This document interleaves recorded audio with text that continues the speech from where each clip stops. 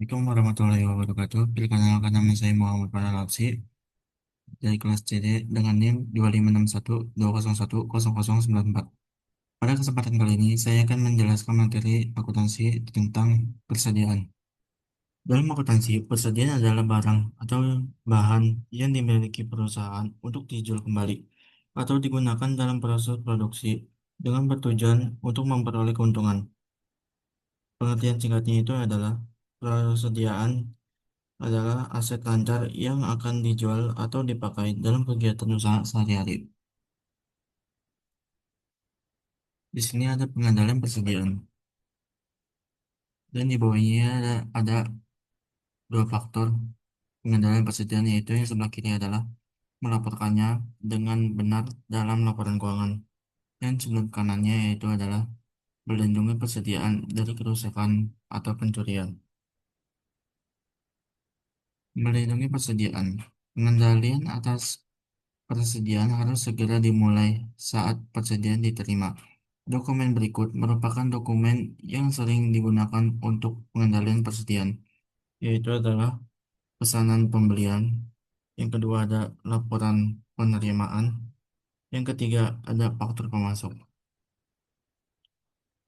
Dan di bawah sini ada dua faktor, yaitu yang pertama itu pesanan pembelian atau purchase order, memberi wewenang atas pembelian suatu barang dari pemasok.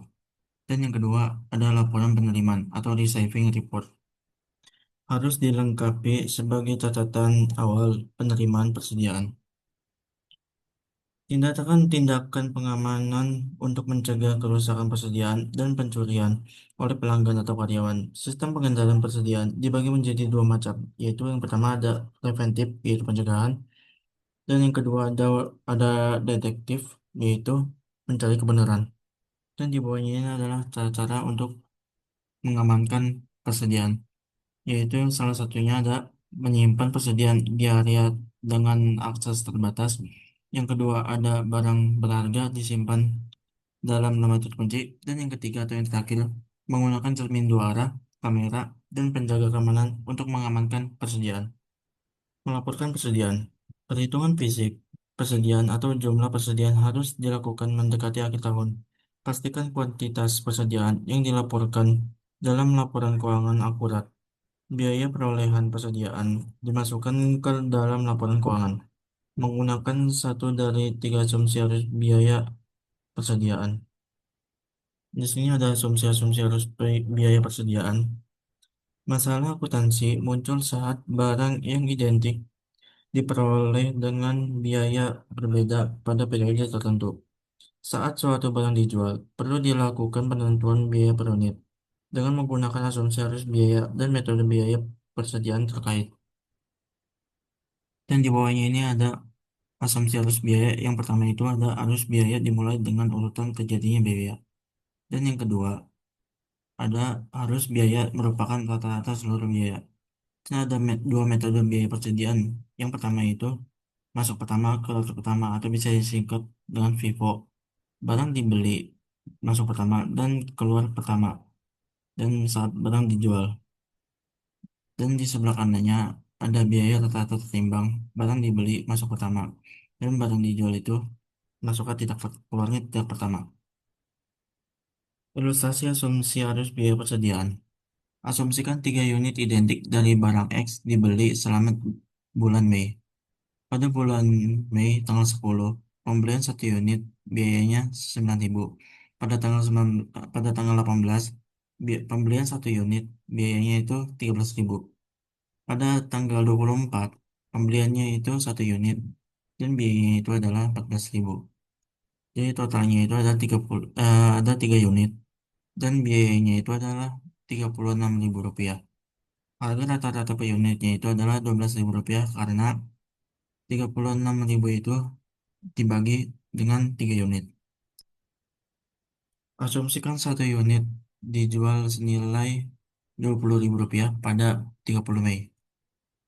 Pada 10 Mei, unit terjual penjualan Rp20.000, beban pokok penjualan Rp9.000, dan laba brutnya itu Rp11.000. Jadi, persediaan akhirnya itu adalah Rp27.000 dari hasil 13.000 ditambah 14.000 rupiah. Pada tanggal 18 Mei, unit terjual itu penjualan 20.000 rupiah. Beban pokok penjualannya itu 13.000 rupiah dijumlahkan menjadi 7.000 rupiah. Jadi laba bruto. Dan perjalanan akhirnya itu adalah 23.000 rupiah. Dari hasil 9.000 rupiah ditambah 14.000 rupiah. Pada tanggal 24 Mei, unit terjual yaitu penjualan 20.000 rupiah. Beban pokok penjualan yaitu 14.000 rupiah dan dijumlahkan menjadi laba bruto yaitu 6.000 rupiah. Dan persediaan akhirnya itu adalah 22.000 rupiah hasil dari 9.000 rupiah ditambah 13.000 rupiah. Metode biaya persediaan identifikasi spesifik. Unit yang terjual dikenali dengan pembelian tertentu atau spesifik.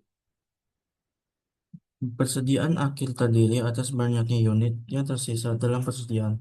Sebagai contoh, jika pada tanggal 18 Mei, unit yang terjual adalah berikut. Biaya yang dibebankan pada unit terjual itu adalah 13.000 rupiah dan laba brutonya itu adalah 7.000 rupiah dan persediaan akhirnya itu adalah 23.000 rupiah. Metode biaya persediaan masuk pertama keluar pertama atau yang bisa disebut first in first out atau bisa disingkat FIFO. Diasumsikan unit yang terjual adalah unit yang pertama dibeli dan persediaan akhir berasal dari barang-barang yang dibeli paling akhir. Dan di sini ada metode biaya rata-rata tertimbang. Beban pokok penjualan dan persediaan akhir ditentukan dengan metode biaya rata-rata tertimbang. Dan di bawah ini ada metode biaya persediaan. Pembelian pakai metode FIFO. Laporan apologi itu yang sebesar 20.000 rupiah. Beban pokoknya 9.000 rupiah pada tanggal 10 Mei. Dan dijumlahkan nilai laba bruto yaitu sebesar 11.000 rupiah. Dan di bawahnya adalah laporan posisi keuangan yang persediaannya itu 27.000 rupiah dari hasil 24 Mei yang biayanya itu 14.000 rupiah dan 18 Mei yaitu biayanya 13.000 rupiah. Dan ada di bawahnya ada biaya rata-rata tertimbang. Semua jumlah yang 9.000 rupiah, 13.000 rupiah dan 14.000 rupiah itu dibagi menjadi tiga, yaitu dijumlahkan menjadi 12.000 rupiah. 12.000 rupiah. Metode biaya rata-rata tertimbang yaitu laporan laba rugi. Penjualannya itu adalah 20.000 rupiah. Beban pokok penjualannya itu adalah 12.000 rupiah. Jadi dijumlahkan menjadi laba bruto yaitu sebesar 8.000 rupiah. Laporan posisi keuangan itu persediaannya adalah 24.000 rupiah dari hasil 9.000 rupiah ditambah 13.000 rupiah ditambah 14.000 rupiah dibagi menjadi tiga yaitu 12.000 rupiah. Dan 12.000 rupiah itu dikalikan menjadi dua. Jadi total persediaan itu adalah 24.000 rupiah. Metode biaya persediaan dalam sistem persediaan perpetual. Data barang 127B digunakan sebagai ilustrasi sebagaimana ditunjukkan pada tabel berikut. Sistem pencatatan persediaan dibagi menjadi dua jenis, yaitu sistem perpetual dan sistem periodik. Sistem perpetual, item barang dagangan sedikit tapi nilainya besar. Sistem periodik, item barangnya sangat banyak namun nilainya kecil. Di bawah adalah contoh barang 127B. Pada 1 Januari persediaan yaitu 1.000 unit, cuman biayanya hanya 20.000 rupiah. Dan pada tanggal 4 Januari penjualan 30.000 per unit dengan unitnya itu 700. Dan pada tanggal 10 Mei pembelian yaitu sebesar 500 unit, cuman biayanya hanya 22.400. Pada tanggal 22 Januari penjualan 30.000 unit, 30.000 per unit, namun unitnya itu 360.000, 360. Pada tanggal 28 Januari, penjualan 30.000 per unit, namun unitnya itu cuma 240. Dan pada tanggal 30 Januari, pembelian itu 600 unit, dengan biayanya itu 23.300. Di sini ada metode masuk pertama, keluar pertama atau bisa disingkat FIFO. Biaya dimasukkan dalam beban pokok penjualan dengan urutan yang sama saat biaya tersebut terjadi. Metode sering konsisten dengan arus fisik atau pergerakan barang. Metode FIFO memberikan hasil yang kurang lebih sama dengan hasil yang diperoleh dari metode identifikasi biaya spesifik. Dan ini tampilan ayat jurnal dan akun persediaan perpetual dengan metode FIFO. Kita lanjut ke metode biaya rata-rata tertimbang. Dalam sistem persediaan perpetual, biaya unit rata-rata tertimbang dihitung setiap ada pembelian yang dilakukan. Biaya unit ini digunakan untuk menentukan beban pokok penjualan sampai pembelian berikutnya dilakukan dan nilai rata-rata baru dihitung. Teknik ini disebut rata-rata bergerak. Dan di bawah ini ada tampilan ayat-ayat jurnal dan akun persediaan perpetual dengan metode rata-rata tertimbang. Lanjut, di sini ada metode biaya persediaan dalam sistem persediaan periodik. Hanya pendapatan yang dicatat setiap kali terjadi penjualan. Tidak ada ayat jurnal yang dibuat pada saat penjualan untuk mencatat beban pokok penjualan. Perhitungan fisik persediaan dilakukan untuk menghitung biaya persediaan dan beban pokok penjualan. Metode masuk pertama, keluar pertama, yaitu FIFO. Kita akan menggunakan data yang sama dengan barang 127B dalam contoh persediaan perpetual.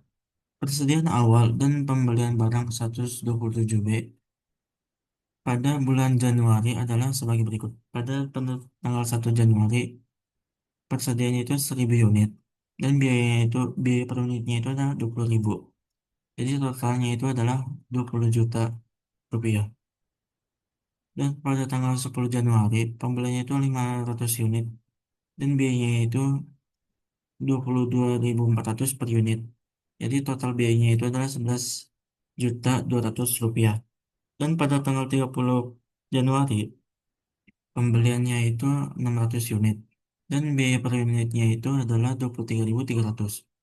Jadi semua total biayanya adalah 13.980.000 rupiah. 13.980.000 rupiah. Tersedia untuk dijual selama bulan berjalan. Jadi total semua unit itu ada 2.100 unit dan total biayanya adalah 45.180.000 rupiah. Perhitungan fisik pada tanggal 31 Januari menunjukkan terdapat sisa persediaan sebanyak 800 unit. Biaya 800 unit dalam persediaan akhir pada tanggal 31 Januari dihitung sebagai berikut. Biaya paling akhir pembelian pada tanggal 30 Januari sebanyak 600 unit dan biaya per unitnya itu adalah 23.300. Jadi totalnya adalah 13.980.000 rupiah. Biaya paling akhir selanjutnya pembelian pada tanggal 10 Januari yaitu sebanyak 200 unit dan per unitnya itu adalah 22.400 rupiah. Jadi total semuanya 4.480.000 rupiah. Persediaan pada tanggal 31 Januari yaitu adalah 800 unit dan dengan total biayanya itu adalah 18.640.000 rupiah. Beban pokok penjualan sebesar 26.720.000 rupiah seperti ditunjukkan sebagai berikut ini. Persediaan awal Januari pada tanggal 1 Januari sebesar 20 juta rupiah. Pembelinya itu adalah 11.200.000 rupiah ditambah 13.980 rupiah. Jadi totalnya itu adalah 25.180 rupiah. Biaya barang tersedia untuk dijual di bulan Januari sebesar 45.180.000 rupiah. Persediaan akhir 31 Januari yaitu sebesar 18.460.000 rupiah. Beban pokok penjualan yaitu sebesar 26.720.000 rupiah. Ini ada tampilan arus biaya FIFO. Pembelian pada tanggal 1 Januari sebesar 1000 unit, cuman per unitnya itu hanya 20.000 rupiah. Barang tersedia untuk pada tanggal 1 Januari, tersedia yang untuk dijual pada tanggal 1 Januari itu sebesar 20 juta rupiah. Dan akan dimasukkan ke beban pokok yang sebesar 20 juta rupiah. Dan pada tanggal 10 Januari, yaitu 500 unit, yang dijual per unitnya itu adalah 22.400 rupiah. Barang tersedia untuk dijual itu adalah 11.200 dan dibagi menjadi dua dan dibagi menjadi beberapa bagian yang 300 unit masuk ke bahan pokok penjualan menjadi 6.720.000 rupiah dan 200-nya masuk ke persediaan menjadi total biayanya 4.480.000 rupiah. Pada tanggal 30 Januari menjual persediaan pembelian sepersediaan yaitu sebesar 600 unit dan per unitnya itu 23.300 rupiah. Barang tersedia untuk dijual yaitu sebesar 13.980.000 rupiah dan 600 unit itu masuk ke persediaan jadi sebesar 13.980.000 rupiah. Jadi beban pokok penjualannya itu adalah 20 juta ditambah 300 unit pada tanggal 10 300 unitnya itu pada tanggal 10 Januari dan dijumlahkan menjadi 26.720.000 rupiah. Dan persediaannya itu ya adalah dari 200 unit pada tanggal 10 Januari dan ditambah pada tanggal 30 Januari 600 unit. Jadi totalnya itu ya adalah 18.460.000 rupiah. Jadi barang yang tersedia untuk dijual itu jika ditotalkan dari tanggal 1 sampai tanggal 30 Januari yaitu sebesar 45.180.000 rupiah.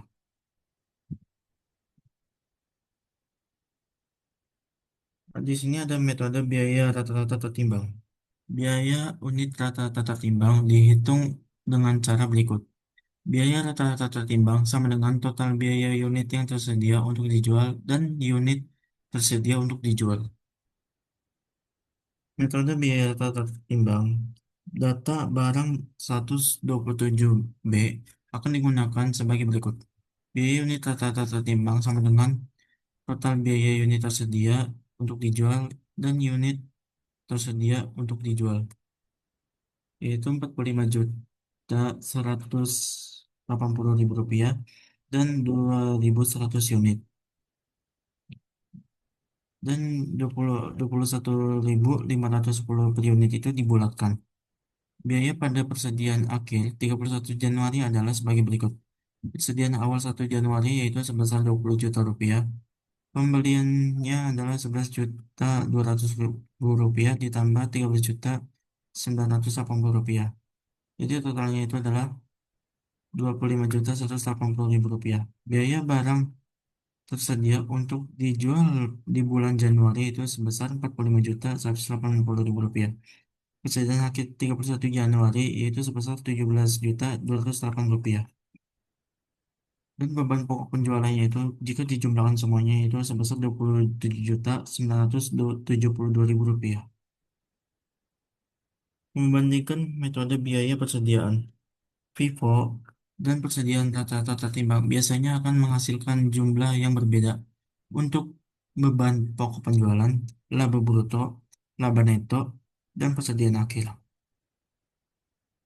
Menggunakan sistem persediaan perpetual, melakukan laba rugi atau parsial.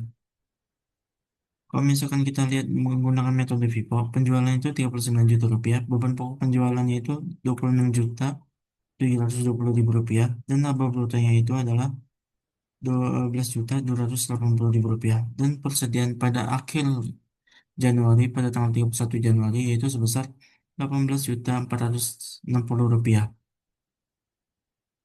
Dan kalau misalkan pakai metode biaya rata-rata tertimbang penjualannya itu adalah sebesar 39 juta rupiah dan beban pokok penjualannya itu 26.900.000 rupiah dan laba brutonya itu adalah 12.100.000 rupiah. Jadi persediaan akhir pada tanggal 31 Januari yaitu sebesar 18.280.000 rupiah. Di sini ada tampilan pengaruh dari biaya, jadi perubahan biaya, metode biaya pipo, dan metode biaya rata-rata tertimbang. Kalau misalkan kita lihat di peningkatan biaya, jumlah tertingginya, beban pokok itu jatuhnya ke rata-rata tertimbang. Cuman namun laba neto, laba bruto, dan persediaan akhir barang itu jatuhnya ke metode FIFO. Jika misalkan kita lihat ke jumlah terendah, beban pokok penjualannya itu jatuhnya ke metode FIFO. Namun sebaliknya, laba bruto, laba neto, dan persediaan akhir barang itu menggunakan metode rata-rata tertimbang. Di samping sebelah kanannya itu ada penurunan biaya. Di bawahnya itu ada jumlah tertinggi. Dari beban pokok penjualan, laba bruto, laba neto, dan persediaan akhir barang itu menggunakan metode rata-rata tertimbang. Namun, jumlah terendahnya itu dari beban pokok penjualannya, laba brutonya, laba netonya, dan persediaan akhir barangnya, yaitu menggunakan metode FIFO. Melaporkan persediaan dalam laporan keuangan. Biaya merupakan dasar utama dalam penilaian persediaan dalam laporan keuangan. Persediaan dinilai berdasarkan pertimbangan lain selain biaya dalam kasus berikut. Yang pertama, pengga- biaya biaya penggantian sorry sorry. Yang pertama, biaya penggantian barang dalam persediaan berada di bawah biaya yang dicatat. Yang kedua, persediaan tidak dapat dijual pada harga penjualan normal yang disebabkan oleh kondisi barang yang cacat, perubahan mode, rusak, usang, atau sebab lainnya. Penilaian pada nilai yang lebih rendah antara biaya atau pasar. Jika biaya pergaan, jika biaya penggantian barang dalam persediaan lebih rendah daripada biaya perolehan, metode nilai pasar atau biaya perolehan yang lebih rendah atau bisa disebut lower of cost or market atau LCM digunakan untuk menilai persediaan. Nilai pasar yang dimaksud adalah nilai realisasi neto atau net realizable value dari persediaan tersebut. Nilai realisasi neto ditentukan sebagai berikut. Nilai realisasi neto perkiraan harga jual dikurangi biaya langsung atas pelepasan. Biaya langsung atas pelepasan mencakup beban penjualan seperti iklan khusus atau komisi penjualan. Asumsikan data berikut tentang persediaan yang rusak. Biaya awal itu sebesar 1 juta rupiah. Perkiraan harga jual itu 800 ribu rupiah. Perkiraan beban penjualannya itu adalah 150 rupiah. 150 ribu rupiah. Dalam penerapan LCM, nilai pasar dari persediaan adalah 650 ribu rupiah. Dihitung sebagai berikut. Nilai pasar atau nilai realisasi neto 800 dikurangi 150. Jadi totalnya itu adalah 650 ribu rupiah. Jadi persediaan akan dinilai sebesar 650 ribu rupiah, yang mana lebih rendah dari biaya perolehannya sebesar 1 juta rupiah. Dan nilai pasarnya itu adalah 650 ribu rupiah. Metode LCM dapat diterapkan dengan salah satu dari tiga cara: biaya, harga pasar, dan penurunan apapun dapat ditentukan untuk hal-hal berikut. Yang pertama, setiap barang dalam persediaan. Yang kedua, kelas atau kategori utama dalam persediaan. Yang ketiga, persediaan secara keseluruhan. Barang A, yaitu satu unit, memiliki HP seharga 5 juta rupiah. Harga pengganti 4 juta rupiah. Taksiran harga jual barang A yaitu 6 juta rupiah.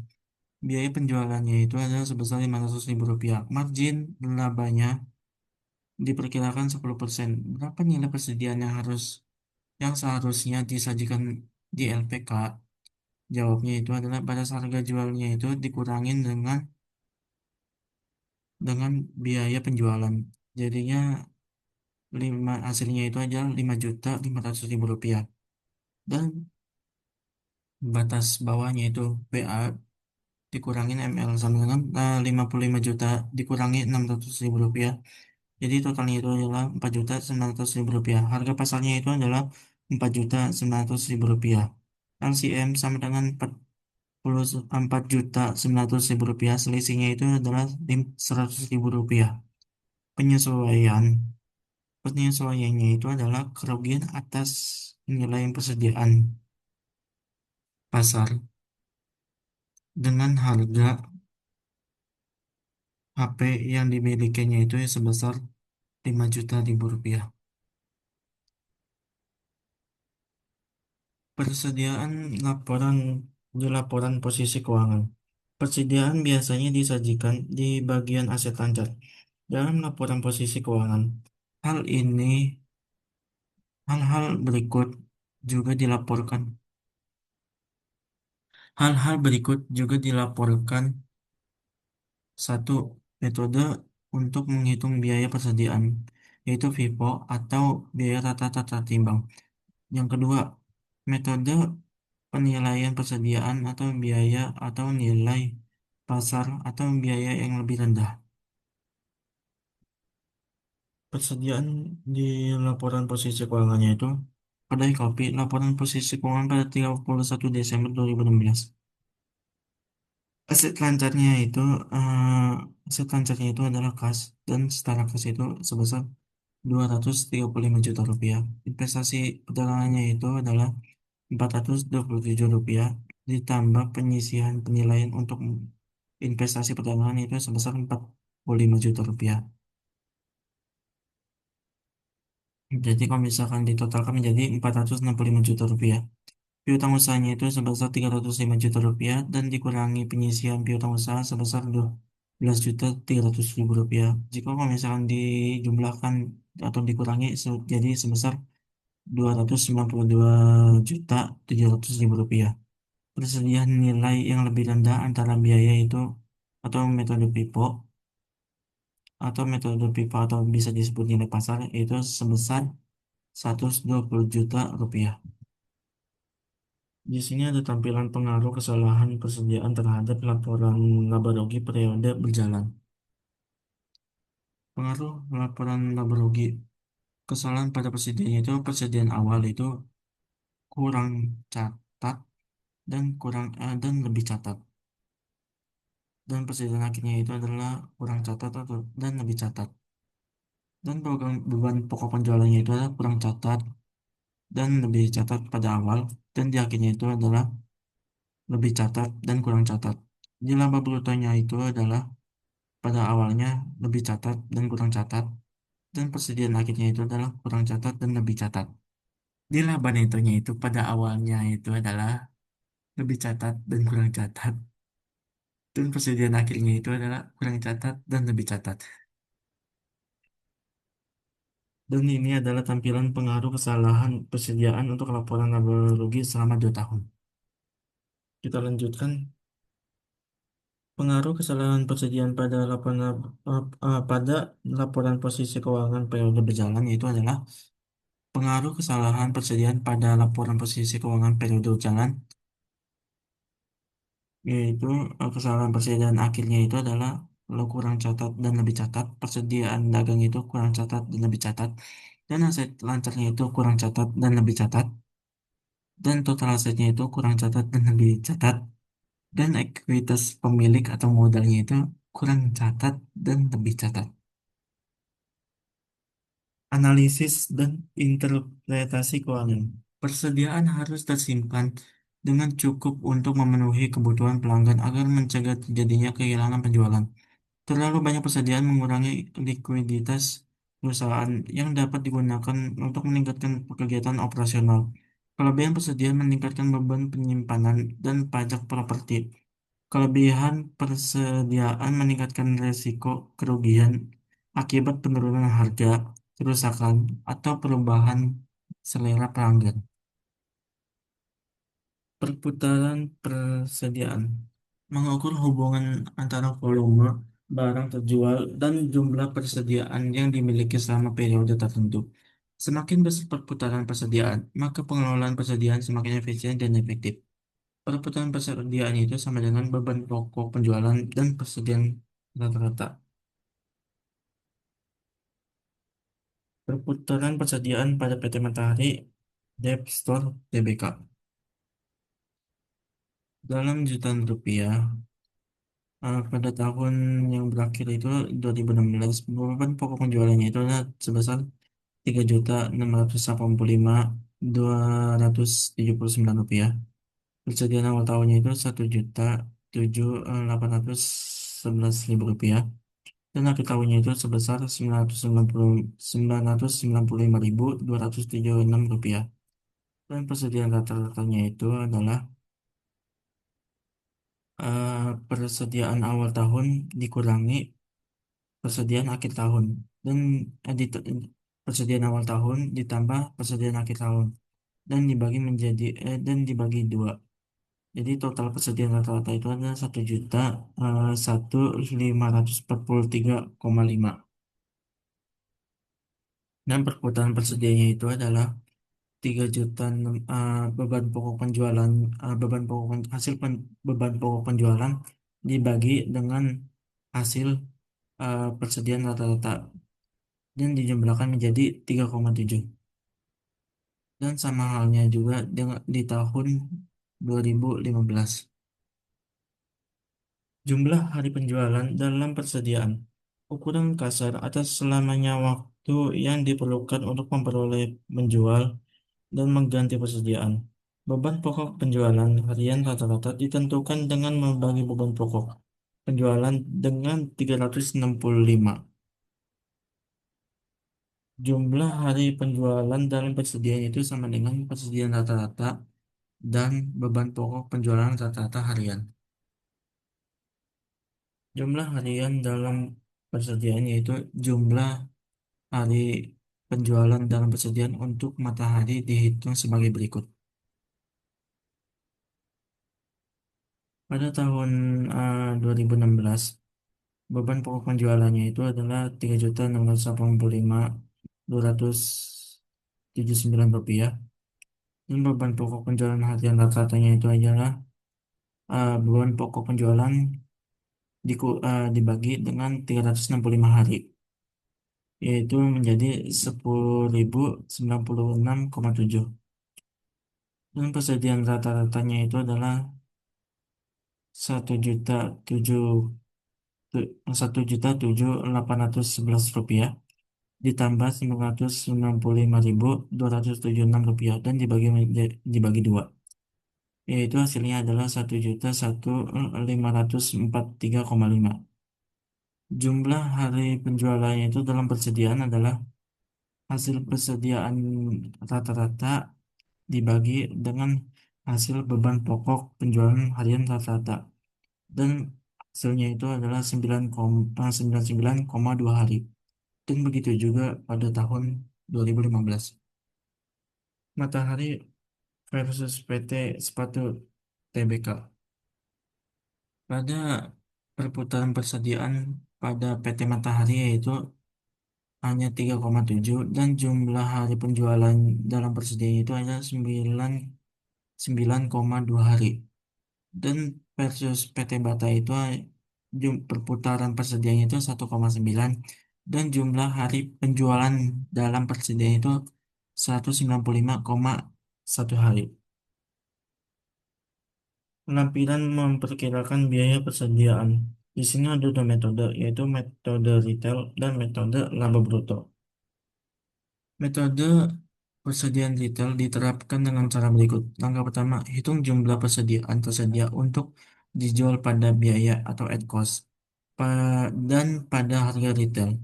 Langkah kedua, hitung rasio biaya terhadap harga retail atas biaya yang tersedia untuk dijual.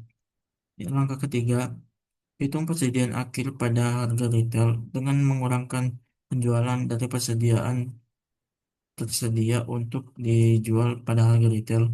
Langkah keempat atau langkah terakhir, memperkirakan biaya persediaan akhir dengan mengalihkan persediaan akhir pada harga retail dengan rasio biaya terhadap harga retail.